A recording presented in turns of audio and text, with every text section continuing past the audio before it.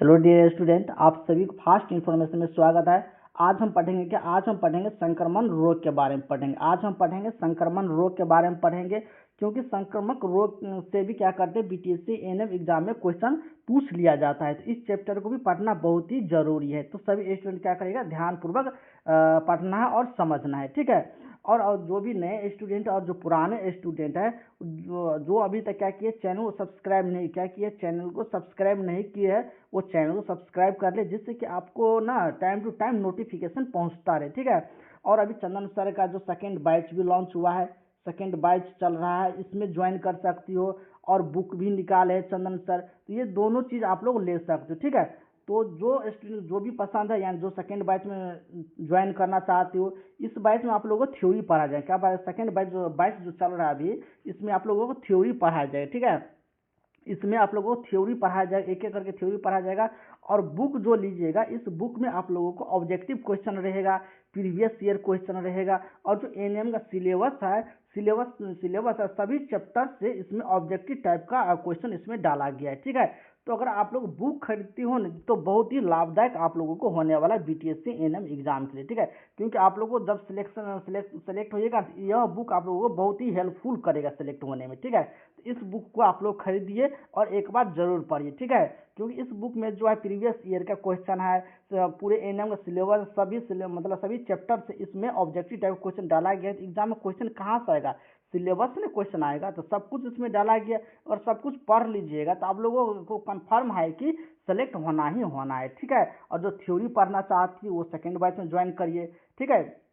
तो अगर बुक आप लोग खरीदते हो तो बुक का दाम रखा गया कितना, 450 रखा गया, ठीक है। 450 रुपये में आप वो बुक खरीद सकती हो, और सेकंड बैच में भी आप लोग 450 रुपये में ज्वाइन कर सकती हो, ठीक है। तो जो चीज़ लेना है, सेकंड बैच लेना है या बुक लेना है, तो आप लोग क्या करिएगा, हम डिस्क्रिप्शन में नंबर दे देंगे, उस नंबर पे कॉल करके आप लोग पूछ सकती हो। पूछ के आप लोग पूरी इंक्वायरी ले लीजिएगा, उसके बाद सेकंड बैच में ज्वाइन करिएगा या बुक खरीद दीजिएगा, ठीक है। आप लोगों को बेहतर रहेगा कि बुक आप लोग जरूर खरीदिए, और जो नहीं पढ़े हैं थ्योरी, वो थ्योरी में सेकंड बैच ज्वाइन हुई और थ्योरी पढ़िए, ठीक है। दोनों चीज़ आप लोगों को लाभदायक होगा, ठीक। ये रहा आप लोगों को बुक के बारे में, ठीक। अब चलते हैं, हम थोड़ा देख लेते हैं इसका थ्योरी क्या है, ठीक है। संक्रमण रोग के बारे में अब हम पढ़ लेते हैं, ठीक। पहला दिया गया संक्रमण रोग में दिया गया टाइफाइड के बारे में पढ़ लेते। क्या था, टाइफाइड के बारे में पहले हम पढ़ लेते, ठीक। देखिए, टाइफाइड जो बुखार होता है, टाइफाइड बुखार क्या होता है, टाइफाइड फीवर, याद है टाइफाइड बुखार। टाइफाइड बुखार का अन्य नाम है, टाइफाइड बुखार का दूसरा भी नाम क्या है, आंत्र ज्वार भी उसको कहते हैं, ठीक है। उसको क्या कहते हैं, आंत्र ज्वार कहते हैं, या इंटेरिक फीवर के नाम से भी जानते हैं। टाइफाइड बुखार किस नाम से जानते हैं, आंत्र ज्वार से, या इंटेरिक फीवर के नाम से जानते हैं, या स्टेप लाइडर फीवर के नाम से जानते हैं, ठीक है। तो ये तीन नाम से उसको जानते हैं। टाइफाइड बुखार क्या क्या नाम से जानते हैं, इंटेरिक फीवर के नाम से भी जानता है, स्टेप लाइडर फीवर के नाम से जानते हैं, या आंत्र ज्वार के नाम से जानते हैं, ठीक है। रोग कारक देखते यानी पॉजिटिव एजेंट जानते हैं, किसके कारण टाइफाइड बीमारी होता है उसको जानते हैं। तो जो टाइफाइड जो बीमारी होता है, टाइफाइड बीमारी होता है साल्मोनेला टाइफी बैक्टीरिया के कारण। किसके कारण होता है, साल्मोनेला टाइफी बैक्टीरिया के कारण क्या होता है, टाइफाइड बुखार होता है। टाइफाइड किसके कारण होता है, साल्मोनेला टाइफी बैक्टीरिया के कारण क्या होता है, टाइफाइड बुखार होता है। जो साल्मोनेला टाइफी जो बैक्टीरिया है, कौन सा बैक्टीरिया है, ये ग्राम नेगेटिव बैक्टीरिया। क्या है, ग्राम नेगेटिव बैक्टीरिया। कौन सा बैक्टीरिया है, ग्राम नेगेटिव बैक्टीरिया। ग्राम बैक्टीरिया दो प्रकार होते हैं, देखिए बैक्टीरिया दो प्रकार का होता है, एक ग्राम पॉजिटिव होता है, एक ग्राम नेगेटिव होता है, ठीक है। ग्राम नेगेटिव का कलर कैसा होता है, इसका कलर होता है रेड होता है। किसका कलर होता है, रेड कलर का क्या होता है, ग्राम नेगेटिव बैक्टीरिया होता है। और ग्राम पॉजिटिव होता है, ये पर्पल कलर का होता है। क्या होता है, ब्लू बैकग्राउंड से पर्पल कलर का होता है, ठीक है। तो जो साल्मोनेला जो बैक्टीरिया होता है, ये ग्राम नेगेटिव बैक्टीरिया। कैसा बैक्टीरिया, ये ग्राम नेगेटिव बैक्टीरिया, ठीक है।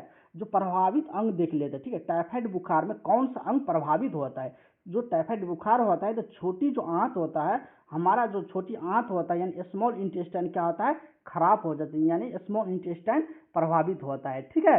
तो ये हुआ टाइफाइड बुखार में कौन सा अंग प्रभावित होता है, तो छोटी आंत प्रभावित होता है। अब देख लेते हैं कि उद्भवन अवधि, यानी उद्भवन अवधि को हम क्या कहेंगे, इंक्यूबेशन पीरियड। इंक्यूबेशन पीरियड आप लोग क्या कहते हैं, इंग्लिश में पढ़ेंगे, इंक्यूबेशन पीरियड है, ठीक है। इंक्यूबेशन, अगर टाइफाइड बैक्टीरिया जो यानी साल्मोनेला टाइफाइड बैक्टीरिया आप लोगों को शरीर में प्रवेश करेगा, तो कितने दिन के बाद ये मतलब टाइफाइड बुखार आप लोगों को देखने को मिलेगा, ठीक है। तो 10 से 14 दिन 10 से 14 दिन के अंदर क्या करेगा आप लोगों को टाइफाइड फीवर आप लोगों को देखने के लिए मिल जाएगा, ठीक है। यानी सामान्य 3 से 21 दिन होता है, ठीक है। तो टाइफाइड बुखार जब दिखेगा तभी तो आप लोग क्या करेंगे, उसको इलाज करा पाइएगा। तो उसका इंक्यूबेशन पीरियड होता है, बैक्टीरिया जो पूरी तरह से आपके शरीर में फैल जाता है तभी आप लोग टाइफाइड फीवर आप लोगों को देखने के लिए मिलता है। छोटा बहुत जो होता है बैक्टीरिया सब होता है उसको क्या करते हैं, WBC उसको खा जाता है, मार डालता है उसको, ठीक है। WBC में जो आता है ना differential count, neutrophil, lymphocyte, monocyte, basophil, ये सब क्या करते हैं, उसको छोटा मोटा बैक्टीरिया को मार देते हैं। बट जो होता है कि टाइफाइड साल्मोनेला टाइफी जो बैक्टीरिया होता है 10 से 14 दिन के अंदर क्या तो बहुत सारा फैल जाते हैं, मतलब बहुत सारा हो जाता है, जिससे हमारे शरीर को बहुत क्या करते हैं, उस पर आक्रमण कर देते हैं और हमको फीवर आ जाता है, ठीक। अब देख लेते संचरण का माध्यम देख लेते, क्या है संचरण का माध्यम देख लेते हैं, यह कैसे फैलता है, ठीक है। यानी फीकल ओरल रूट की तरह क्या हो गया, मतलब आपके मुंह के द्वारा कैसे फैलता है, जब कुछ खाते हैं फेकल ओरल रूट के द्वारा, यही मतलब हुआ। तो फीकल ओरल रूट की तरह क्या क्या आ जाएगा, जैसे कि दूषित पानी हो गया, और दूषित पानी पीजिएगा तो आपको टाइफाइड बुखार होगा, दूषित भोजन खाइएगा तब टाइफाइड बुखार होगा आपको, दूध एवं मक्खियों द्वारा भी क्या करते हैं टाइफाइड बुखार फैलता है। तो क्या होगा, टाइफाइड फीवर का जो फैलने का माध्यम है क्या क्या है, दूषित पानी हो गया है, भोजन हो गया है, दूध एवं मक्खियों के द्वारा ये फैलता है, ठीक है। ये हो गया आप लोगों के टाइफाइड बुखार के बारे में। अब देख लेते हैं क्या इसका लक्षण क्या क्या है। इसका लक्षण जो है क्या क्या होता है, क्लिनिकल फीचर देख लेते, क्या देख लेते, क्लिनिकल फीचर देख लेते हैं, यानी साप्ताहिक अनुसार लक्षण देख लेते हैं। पहला सप्ताह में यानी फर्स्ट वीक में क्या होता है, अगर टाइफाइड बुखार होगा तो फर्स्ट वीक में आपको क्या दिखेगा, तेज बुखार दिखेगा, यानी सीढ़ीदार क्रम, ठीक है। यानी तेज बुखार उसमें देखेगा, उसमें सिर दर्द होगा, क्या होगा उसमें आप लोगों को सिर दर्द देखने के लिए मिल जाएगा, सुस्ती देखने को मिल जाएगा। उसके बाद क्या देखने को मिलेगा, पेट में दर्द होगा, कब्ज हो जाएगा, ठीक है। ये सब आप लोगों को क्या होगा टाइफाइड बुखार में देखने के लिए आप लोगों को मिलेगा, ठीक। ये हुआ फर्स्ट सप्ताह, ठीक है। दूसरा सप्ताह भी देखिए, दूसरा सप्ताह में आप लोगों को क्या क्या देखने के लिए मिलेगा, दूसरा सप्ताह में आप लोगों को यानी एस्पिरिन का बढ़ना हो जाएगा, ठीक है।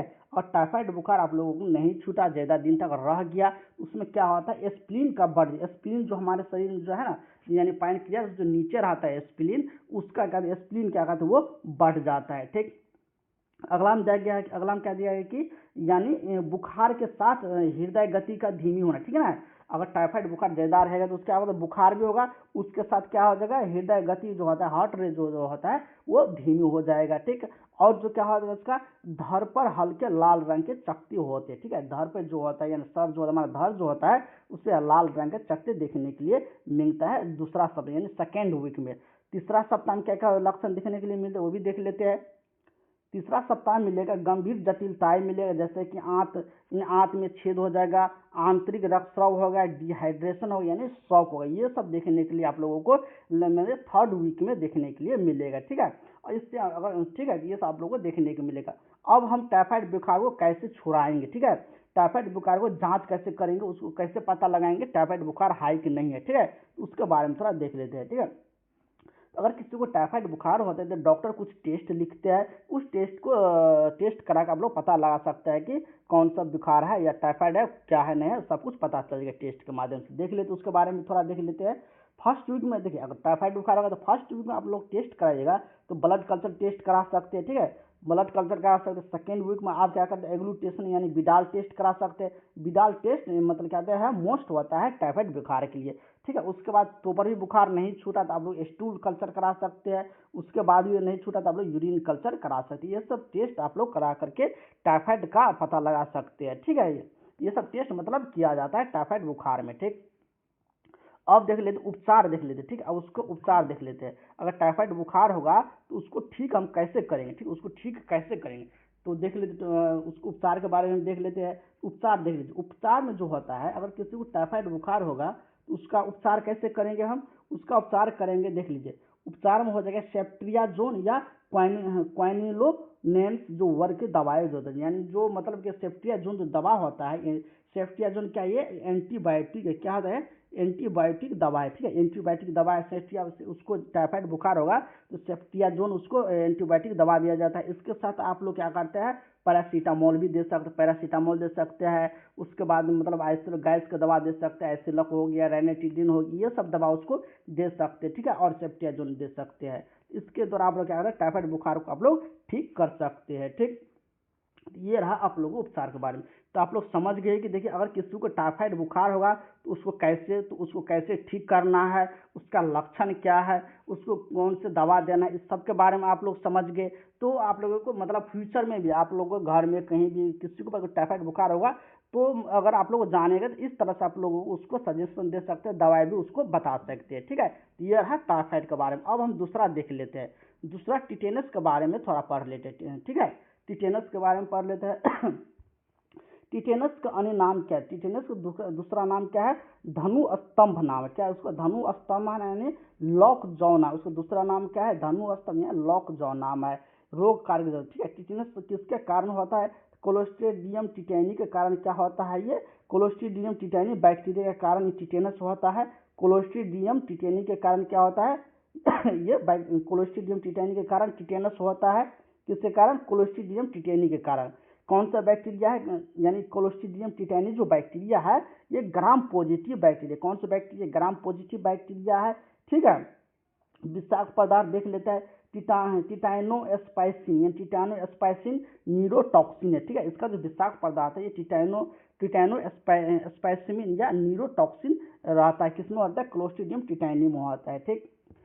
इसका स्रोत देख लेता है, ये कैसे फैलता है, ये कैसे फैलता है, टिटेनस कैसे फैलता है, मिट्टी या धूल के अंदर, ठीक है। टिटेनस जो फैलता है यानी टिटेनस जिसको होता है कैसे फैलता है, मिट्टी और धूल के द्वारा क्या करता है, टिटेनस फैलता है। इसका इंक्यूबेशन जो पीरियड होता है, उद्भवन अवधि जो होता है 6 से 10 दिन होता है, कितना होता है, 6 से 10 दिन होता है, ठीक।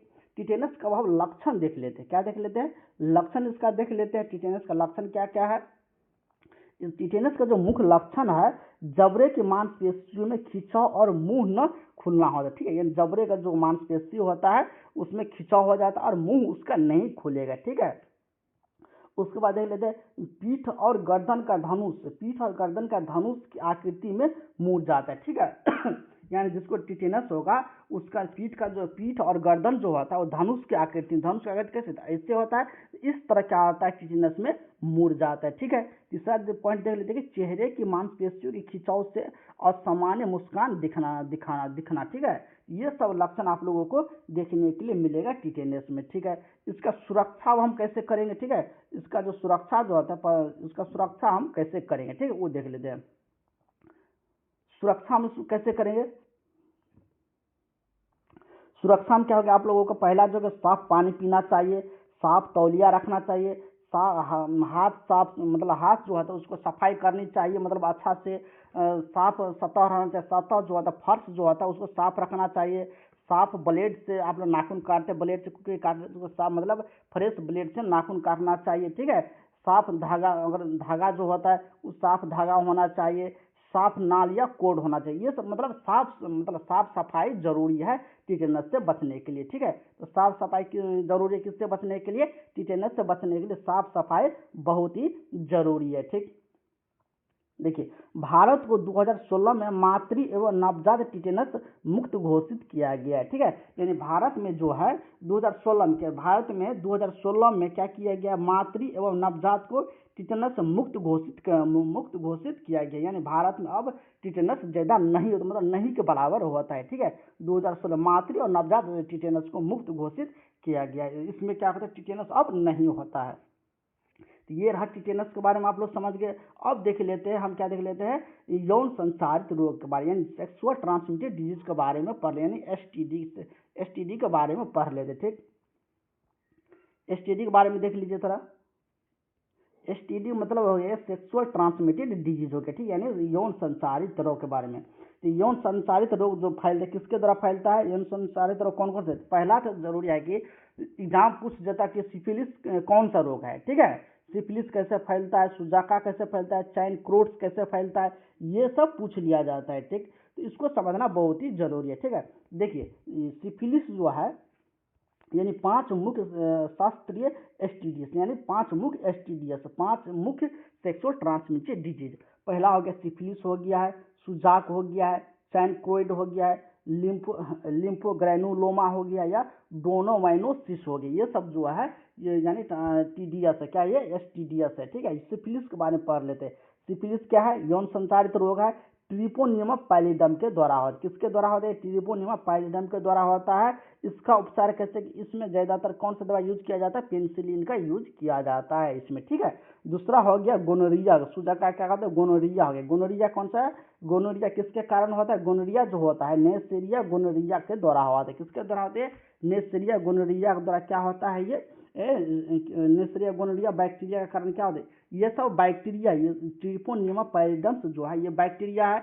नेसरिया गोनोरिया क्या? ये बैक्टीरिया। नेसरिया गोनोरिया का कारण क्या होता है? गोनोरिया होता है। ट्रिपोनियम पैलिडम के कारण सिफिलिस होता है। और हीमोफिलस ड्यूरी के कारण क्या होता है? यानी हीमोफिलस ड्यूरी के कारण क्या होता है?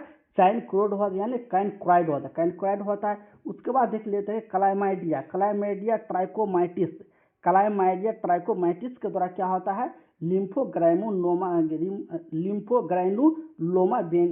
वेनेरियम होता है, ठीक है, ये होता है। उसके बाद देख लेते हैं कि क्लाइमाइटोबैक्टीरियम ग्रैनुलोमाइटेसिस के द्वारा क्या होता है?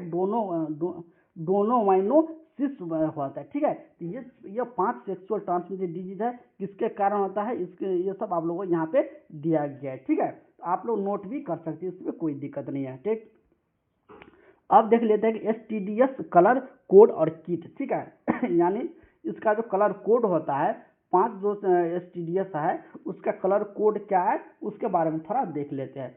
पहला किट क्या? ग्रे हो गया। ग्रे में क्या होता है? यूरेथ्रल यानी सर्वाइकल डिस्चार्ज होता है। ग्रे में क्या होगा? ग्रे कोड क्या प्रदर्शित करता है? सर्वाइकल डिस्चार्ज होगा इसमें। और दवाई दिया गया एजिथ्रोमाइसिन और सेफेक्सिन इसमें यूज किया जाता है। कीट दूसरा में दिया गया, कीट हरा रहेगा तो वाइजिनल डिस्चार्ज होगा, इसमें भी ये दवा यूज किया जाता है।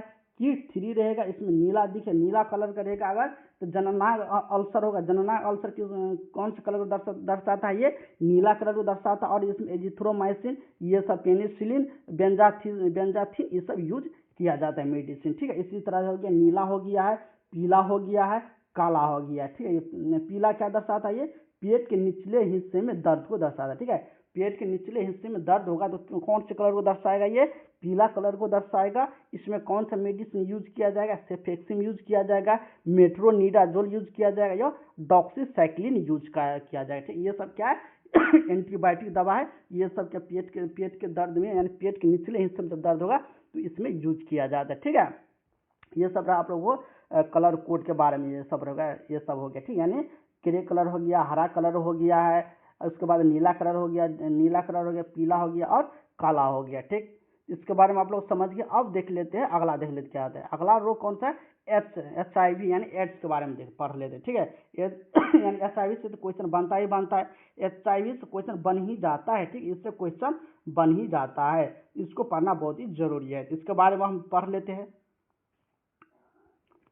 देखिए HIV के बारे में, HIV देखिए पहला तो HIV जो होता है, HIV का फुल फॉर्म क्या होता है? HIV का फुल फॉर्म होता है क्या होता है? ह्यूमन इम्यूनो डिफिशियंसी वायरस होता है। क्या होता है? ह्यूमन इम्यूनो डिफिशियंसी वायरस इसका नाम है पूरा, ठीक है। क्या नाम है? ह्यूमन इम्यूनो डिफिशियंसी वायरस है। यह मुख्य रूप से CD4 T सेल को नष्ट करता है, ठीक है। HIV बीमारी किसके द्वारा फैलता है? देखिए HIV जो फैलता है, एड्स किसके द्वारा फैलता है? HIV वायरस का नाम, HIV जो नाम है ये वायरस का नाम है। किसका नाम है? HIV नाम है वायरस का। एड्स फैलता है HIV के द्वारा, यानी ह्यूमन इम्यूनो डिफिशियंसी वायरस के कारण एड्स होता है। एड्स बीमारी में कौन सा सेल नष्ट होता है? तो CD4 जो T सेल होता है, CD4 यानी T सेल जो होता है वो नष्ट हो जाता है। तो एग्जाम में पूछेगा कि एड्स बीमारी में यानी HIV में कौन सा सेल नष्ट हो जाता है? CD4 देगा, CD3 दे देगा, लिम्फोसाइट दे देगा, ठीक है, ये सब लिम्फोसाइट दे देगा। क्वेश्चन 4 ऑप्शन आप लोगों को दे देगा, ठीक है। तो आप लोग मतलब याद रहेगा, पढ़े रहेगा तब तो मार पाएगा। तो HIV में जो सेल नष्ट होता है ये CD4 T सेल नष्ट होता है, ये चीज आप लोग ध्यान रखिएगा, ठीक है। अब एड्स के बारे में देख लेते हैं। एड्स का पूरा नाम क्या है? एक्वायर्ड इम्यूनो डिफिशियंसी सिंड्रोम नाम, इसका क्या नाम है, एक्वायर्ड इम्यूनो डिफिशियंसी सिंड्रोम नाम है। ठीक है, यह क्या है, अंतिम चरण, HIV का अंतिम चरण कौन सा है, एड्स है। ठीक है, अब देख लेते हैं ये कब हुआ था। ठीक है, भारत में पहला मामला 1986 में चेन्नई में पाया गया था। चेन्नई, ठीक है, चेन्नई कहाँ है, ये तमिलनाडु में है। चेन्नई कहाँ है, तमिलनाडु में है। भारत में जो पहला मामला है HIV का कब देखने को मिला था, 1986 में देखने को मिला था, यानी चेन्नई में देखने के लिए मिला था। ठीक, यानी चेन्नई में सबसे पहले देखा गया था HIV वायरस। ठीक है, पहला मामला मिला था। फैलने का माध्यम देख लेते हैं, HIV कैसे फैलते हैं, यानी इसका जो माध्यम होता है, फैलने का माध्यम देख लेते हैं, असुरक्षित यौन संबंध। असुरक्षित यौन संबंध से क्या होता है, HIV वायरस फैलता है, जो 87% इसका 87% असुरक्षित यौन संबंध के माध्यम से ही HIV फैलता है। और जो परसेंट बच गया आप लोगों को, दूषित रक्त हो गया है, दूषित रक्त के द्वारा वो फैलता है। उसके बाद हो गया है कि संक्रमण सुई हो गया है, क्या हो गया है, संक्रमण सुई के द्वारा फैलता है। गर्भावस्था के द्वारा, यानी गर्भावस्था के द्वारा भी फैलता है। स्तनपान के दौरान भी यह फैलता है। ठीक है, देखिए गर्भावस्था के दौरान कैसे फैलता है, गर्भावस्था के दौरान इस तरह से फैलता है, जब माँ क्या कहते हैं उस HIV हुआ रहेगा, यानी एड्स उसको होगा, तो उसको क्या होता है, बच्चों की भी, जो बच्चा रहता है गर्भ में, उसको भी क्या होता है, HIV उसको भी HIV हो जाता है। ठीक है, तो HIV फैलने यानी एड्स फैलने के कौन कौन सा मार्ग है, दूषित जल के हो गया, संक्रमित सुई हो गया। ठीक है, अगर सुई रहेगा, अगर किसी पेशेंट को एड्स है, अगर उसको सुई दे दिए, ठीक है, फिर उसी सुई से दूसरों को अगर आप लोग दीजिएगा, या कहीं आप लोगों को चुभ गया वही सुई, तो उससे क्या होता है, आप लोगों को एड्स फैलने का चांस रहता है। यानी ब्लड कॉन्टैक्ट में आ जाएगा, तो एड्स फैलना बहुत ही क्या कहता है, हो जाता है। ठीक है, एड्स इससे फैलता है। ठीक है, फिर स्तनपान के दौरान भी होता है एड्स। ये सब जो होता है फैलने का माध्यम। ठीक है, अब किस यानी किन से नहीं फैलता। ठीक है, एड्स जो बीमारी है किन से नहीं फैलता है, आंसू के द्वारा नहीं फैलता है, लार के द्वारा नहीं फैलता है, पसीना के द्वारा नहीं फैलता है, पेशाब के द्वारा नहीं फैलता है, मल या साथ खाने पीने से HIV वायरस नहीं फैलता। ठीक है, और किसी पेशेंट को HIV बीमारी है, उसको एड्स बीमारी है, अगर उसके साथ आप लोग क्या हाथ मिला लिए, उसके साथ खा पी लिए, तो पर भी HIV मतलब एड्स बीमारी नहीं फैलेगा। ठीक है, उसमें क्या होता है, HIV जो बीमारी होता है वो नहीं फैलता है। ठीक है, ये सब जो है नहीं फैलने का माध्यम है। ठीक है, उसका उपचार कैसे होता है उसके बारे में थोड़ा पढ़ लेते हैं।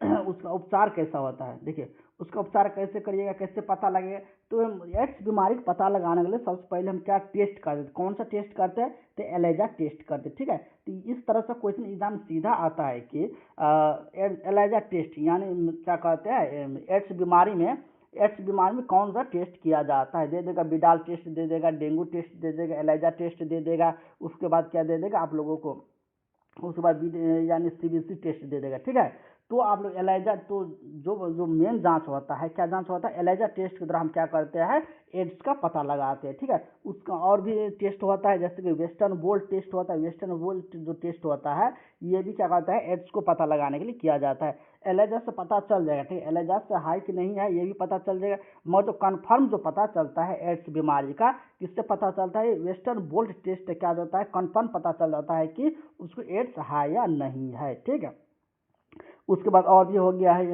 ART के द्वारा टेस्ट किया जाता है, PP के द्वारा टेस्ट किया जाता है। ठीक है, इसके द्वारा क्या करते हैं हम एड्स बीमारी का पता लगाते हैं। ठीक, तो अब हम HIV के बारे में देख लिए, इसी से क्वेश्चन आप लोगों को पूछा जाएगा। ठीक है, मतलब इसी से अगर पूछेगा भी ना क्वेश्चन, इसी से आप लोगों को कवर हो जाएगा। बहुत पूछेगा तो HIV का फुल फॉर्म पूछ लिया जाएगा, कौन से वायरस के कारण होता है ये भी पूछ लिया जाएगा। ठीक है, किसके द्वारा HIV फैलता है, यानी कौन सा माध्यम के द्वारा फैलता है, HIV में कौन सा सेल नष्ट होता है। ठीक है, ये सब आप लोगों से पूछा जाएगा, या इसमें इसको जांच करने के लिए कौन सा टेस्ट किया जाता है, ये सब पूछेगा, तो इसी से आप लोगों को कवर हो जाएगा। ठीक, अगला देख लेते हैं हम, अगला कौन सा रोग है, अगला रोग कौन सा है, कुष्ठ रोग है। अगला कौन सा रोग है, कुष्ठ रोग है। ठीक है, कुष्ठ रोग के बारे में थोड़ा देख लीजिए, लेप्रोसी के बारे में थोड़ा पढ़ लेते हैं। कुष्ठ रोग यानी लेप्रोसी जो होता है किसके द्वारा फैलता है, लेप्रोसी फैलता है माइकोबैक्टीरियम लेप्री के द्वारा फैलता है। किसके द्वारा कुष्ठ रोग होता है, माइकोबैक्टीरियम लेप्री के द्वारा क्या होता है, कुष्ठ रोग होता है। कौन सा अंग प्रभावित होता है, ये भी याद, कौन सा अंग प्रभावित होता है ये चीज पूछा जाता है, ठीक है। यानी कुष्ठ रोग में कौन सा अंग प्रभावित होता है, यानी HIV में कौन सा रोग प्रभावित होता है, टाइफाइड में कौन सा अंग प्रभावित होता है, ये सब पूछता है, तो ये सबको ध्यान में रखिएगा।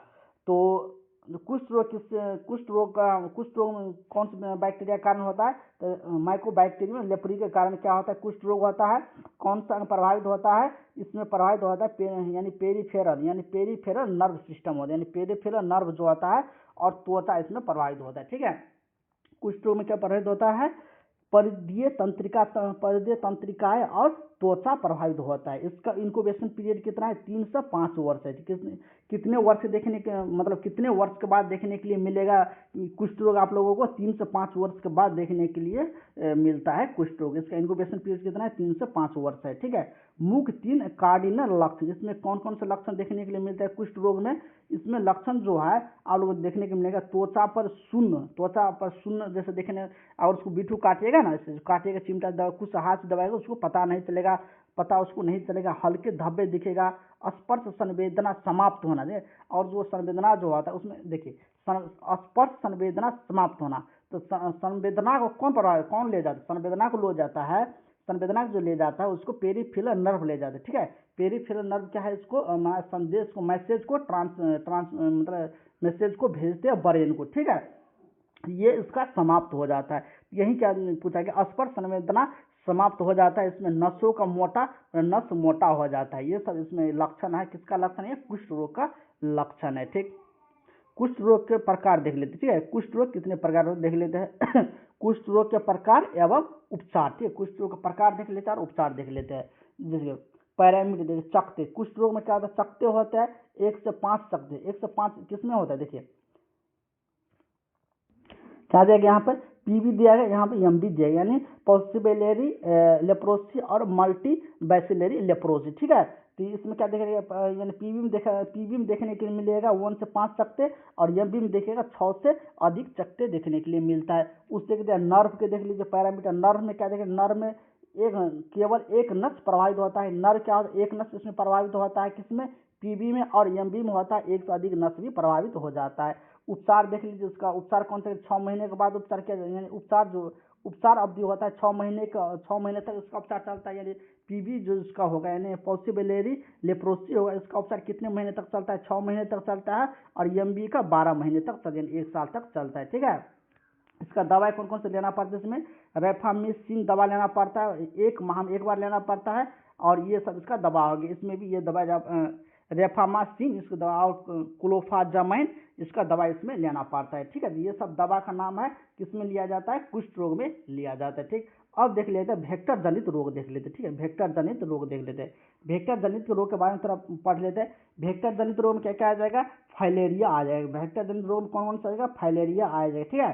तो देखिए फाइलेरिया जो बीमारी होता है, फाइलेरिया बीमारी किसके कारण फैलता है, फाइलेरिया बीमारी जो फैलता है बूचेरिया बैनक्रॉफ्टी के कारण, किसके कारण होता है फाइलेरिया जो होता है बूचेरिया बैनक्रॉफ्टी के कारण क्या होता है, फाइलेरिया होता है। और कौन से मच्छर के काटने होता है, क्यूलेक्स मच्छर के काटने से क्या होता है, फाइलेरिया बीमारी होता है। ये यहाँ से क्वेश्चन बनेगा, ठीक है।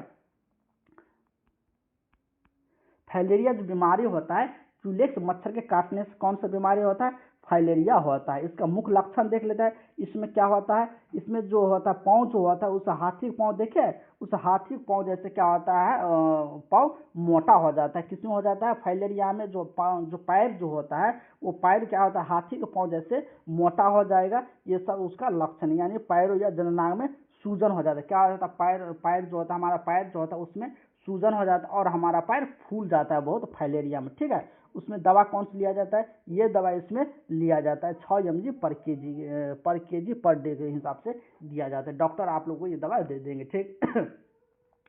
तो ये देख लिया। अब देख लेते हैं जापानी इंसेफेलाइटिस के बारे में थोड़ा पढ़ लेते हैं। जापानी इंसेफेलाइटिस थोड़ा सबके बारे में हम पढ़ लेते हैं, ठीक है। जापानी इंसेफेलाइटिस क्या होता है, जापानी इंसेफेलाइटिस रोग कारक क्या है, ग्रुप बी के अरबो वायरस के कारण होता है। किसके कारण होता है ये, जापानी इंसेफेलाइटिस किसके कारण होता है, अरबो वायरस के कारण जापानी इंसेफेलाइटिस होता है।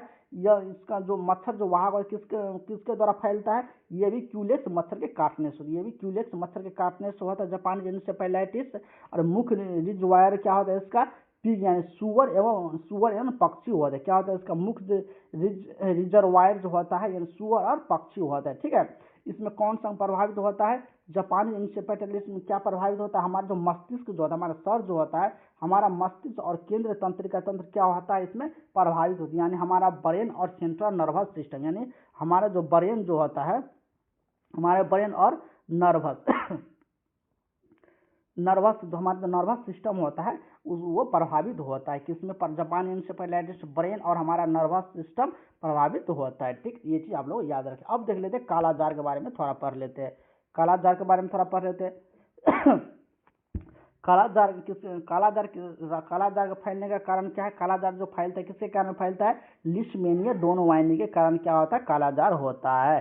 कालाजार किसके कारण होता है, लिशमेनिया डोनोवाइनी के कारण क्या होता है, कालाजार होता है। और इसका वहाँ कौन है, कौन किसके द्वारा ये फैलता है, ये जो फैलता है सैंड फ्लाई यानी मादा सैंड फ्लाई मच्छर के द्वारा फैलता है। मादा सैंड फ्लाई जो मक्खी होता है यानी कालाजार जो होता है मादा सैंड फ्लाई के कारण होता है, ठीक है। मुख्य लक्षण देख लीजिए, इसमें कौन सा लक्षण देखने के लिए मिलेगा, इसमें बुखार देखने के लिए मिलेगा, यकृत और स्पिल यानी पलिया का बढ़ना इसमें देखने के लिए मिलेगा। फिर इस और आप लोगों को मिल जाएगा त्वचा का काला पड़ना, ठीक है। इसमें क्या होता है, त्वचा क्या होता है, काला भी देखने काला हो जाता है। इसमें त्वचा को आप लोगों को काला होगा। इसमें किसमें हो जाता है, ये जो होता है कालाजार में क्या होता है, त्वचा जो होता है हमारा स्किन जो होता है वो ब्लैक हो जाता है, ठीक। इसका नियंत्रण हम कैसे करेंगे, इसका नियंत्रण करने के लिए हम लोग सैंड फ्लाई के नियंत्रण नहीं तो डीडीटी का छिड़काव करते हैं। डीडीटी के छिड़काव करके हम क्या कर सकते हैं, कालाजार पर नियंत्रण कर सकते हैं, ठीक। अब हम देख लेते हैं, तो चलो अब नहीं है इतना चीज देख लिया। हम क्या क्या चीज के बारे में पढ़े हैं हम जो पढ़े हैं कालाजार के बारे में एक पढ़े हैं, कालाजार के बारे में पढ़े हैं, जापानी इंसेफेलाइटिस के बारे में पढ़े हैं, फाइलेरिया के बारे में पढ़े हैं। उसके बाद क्या पढ़े हैं हम, उसके बाद कुष्ठ रोग के बारे में पढ़े हैं। उसके बाद हम पढ़े HIV के बारे में पढ़े हैं। और हम क्या पढ़े हैं, यानी यौन संचरित STDs यौन संचरित रोग के बारे में पढ़े हैं। उसके बाद टिटेनस के बारे में पढ़े हैं। और क्या पढ़े थे हम, टिटेनस के बाद क्या पढ़े थे, टिटेनस टाइफाइड बुखार पढ़े थे, ठीक है। ये सब हम पढ़े, यानी टाइफाइड बुखार शुरू किए थे। और इतने चीज का बुखार जो मेन ये टॉपिक जो होता है जहाँ से क्वेश्चन बनता है BTSC NM एग्जाम के लिए, वो चीज आज हम पढ़े हैं, ठीक है। तो अगर आप लोगों को वीडियो अच्छा लगा तो क्या करिएगा, आप लोग लाइक जरूर करिएगा, ठीक है। और चैनल पर जो नए हैं वो चैनल सब्सक्राइब कर दीजिएगा। और चंदन सर का जो BTSC NM का बुक है वो बुक आप लोग जरूर खरीदिए, वो बुक आप लोग क्या करिएगा, जरूर खरीदिए, क्योंकि बुक से ही आप लोगों का सिलेक्शन होगा, बुक बहुत ही इंपॉर्टेंट चीज़ है आप लोगों को रिवाइजिंग करने के लिए। आप लोग वीडियो देख लीजिएगा फिर भूल जाए, ठीक है। और बुक जो रहेगा पास में तो आप लोग उसको रिवाइजिंग करते रहिए, बार बार पढ़िएगा तो आप लोगों को माइंड पे चढ़ा रहेगा, ठीक है। और संडे तो आप लोग टेस्ट देते हैं। देखिए जो कल संडे जो टेस्ट दिए तो उसमें बहुत सारा स्टूडेंट क्या किया है, 100 में 100 मार्क लाया, 100 में 100 मार्क लाया है, 99 लाया है, 98 तक लाया है। तो बताइए सबका सिलेक्शन कैसे नहीं हुई, सबका सिलेक्शन होगा, सब बुक से पढ़ा हुआ है, अपना मेहनत किया हुआ है, ठीक है। तो आप लोग ये बुक खरीदिए और बुक से अपना पढ़ाई चालू कीजिए, ठीक। तो इस वीडियो में इतना ही रहने देते हैं, तब तक के लिए जय हिंद।